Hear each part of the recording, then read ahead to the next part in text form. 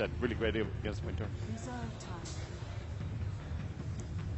So this is the important junction again for Vichy Gaming. You want to take out a hero and just pick your combinations later, be it the Darkseer. There's no Darkseer, so the second combination is obviously the Phoenix with the Wyvern, which we see from eHome previously. I wonder if eHome are scared of that combo, as they have seen themselves how well they can execute it. And there's also Queen for plenty of AoE damage. And it's hard to deal with. If you try to go and kill the egg, you have to be spread out while you do it. But when you see the Supernova drop, you don't have time to, okay, let's spread out, guys. You just click the egg. That's the first thing. Why would you ban the Spirit Breaker? I'm a bit surprised by that one. Because I feel like Winter Wyvern is one of those heroes that's really good against it. It is. It is interesting. I'm not sure what they have in mind. It's probably maybe they just wanted to take out an offlane hero, a tanky offlane hero, and they are picking, because they are picking a Tusk as well, they want to remove the hero pool. Yeah, they're maybe just focusing on ROTK, but then the obvious hero for him, I'd say, would be Clockwork. Yeah, that's like the remaining one that he plays. Might also be because they want to pick anti-mage.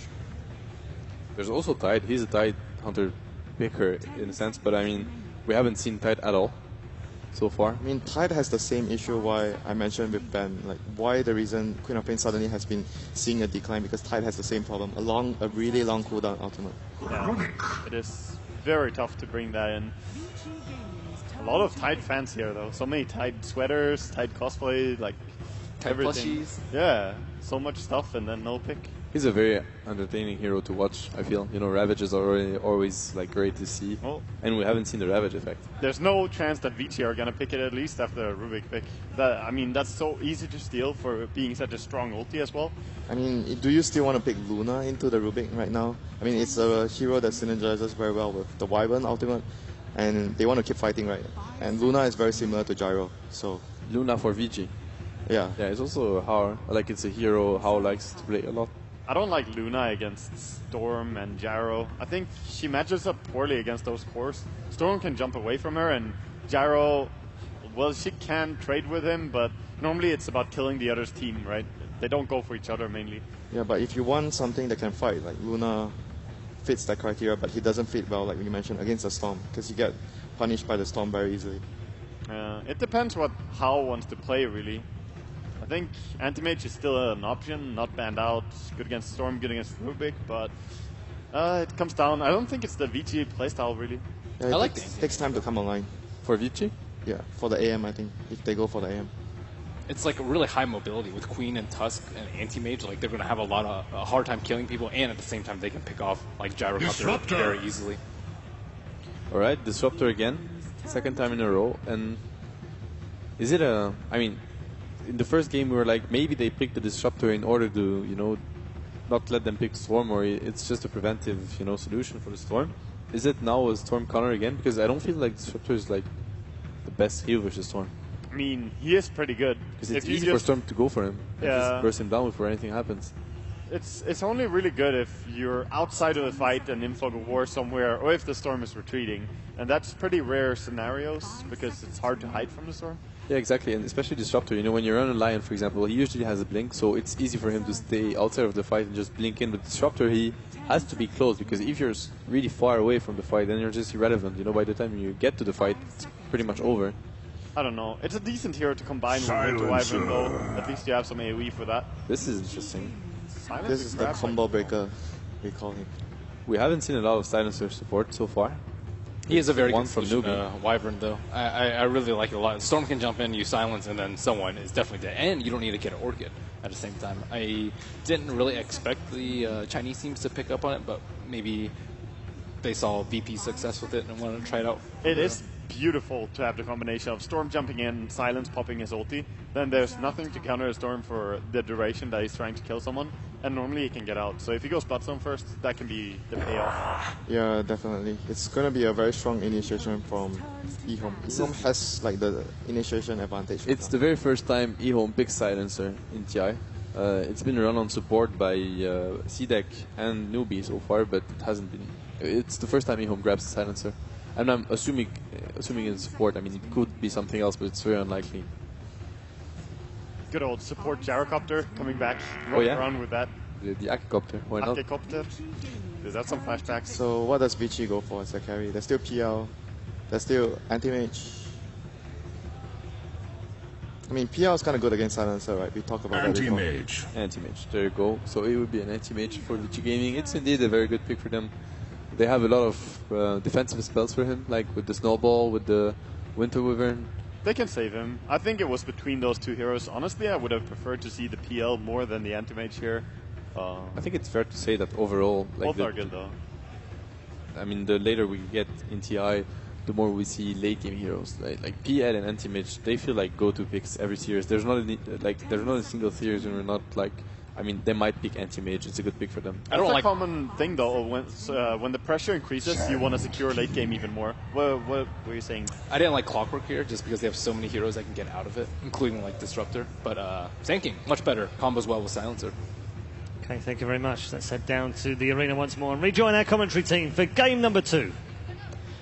Indeed, welcome back, ladies and gentlemen, to Game 2 between Vichy Gaming and eHome. Game 1, both teams playing exceptionally well, but at the end of the day, it was a little bit too much for eHome. And the draft this time a little bit different, Cinderin, as we were saying. We're getting Silencer, a little bit of a different pick here for the side of eHome, and the fact that they finished up with the SK as well. It's going to be an exciting game to see between these two sides. I mean, from the draft alone, any kind of team taking the edge in your eyes?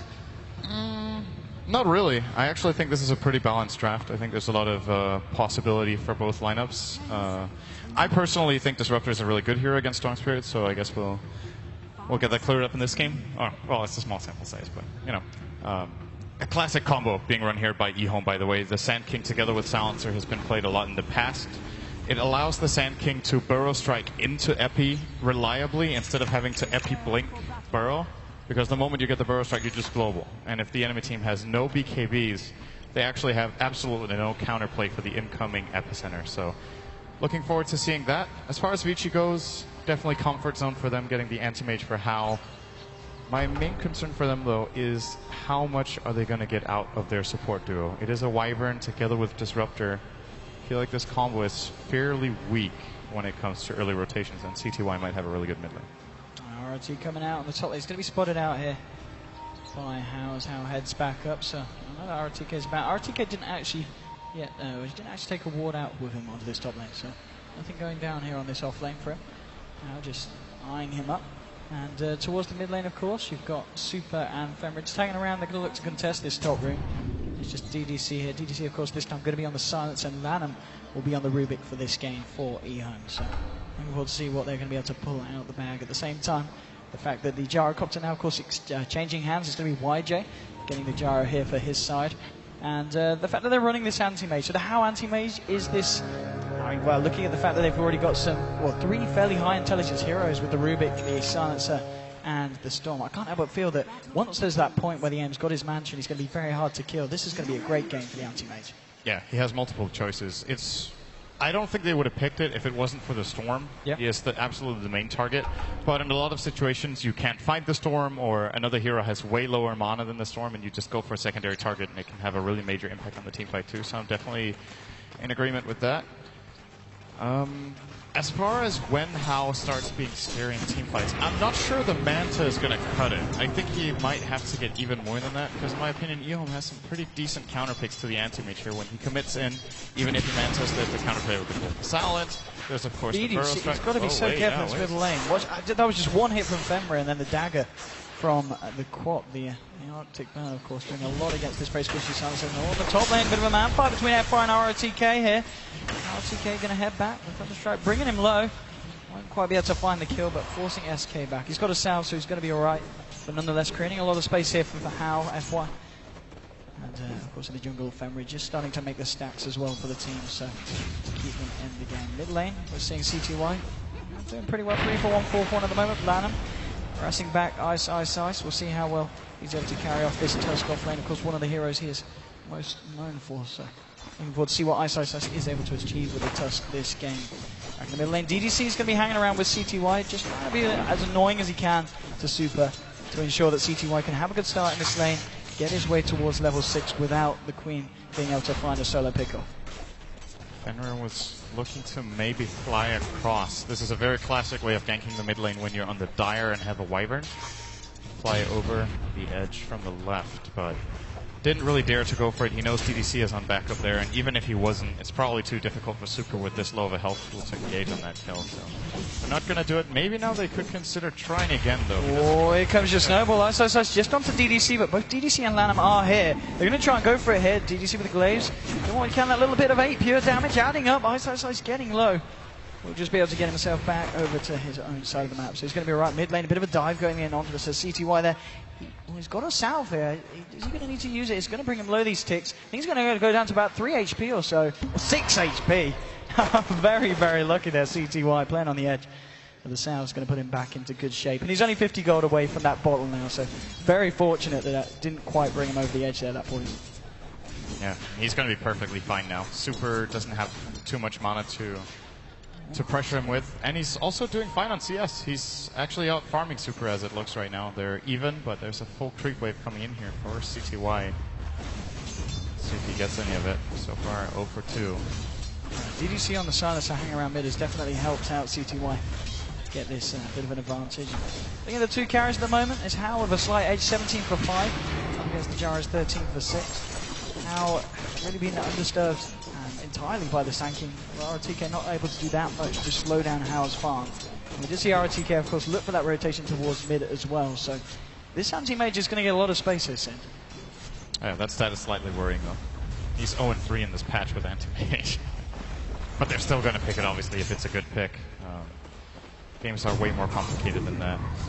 Obviously, in previous games they've picked, they have been close. And How has been performing pretty well. There were some questionable plays on his anti-mage, I think, earlier in the tournament, but I feel like Vici Gaming have stepped up their game since then.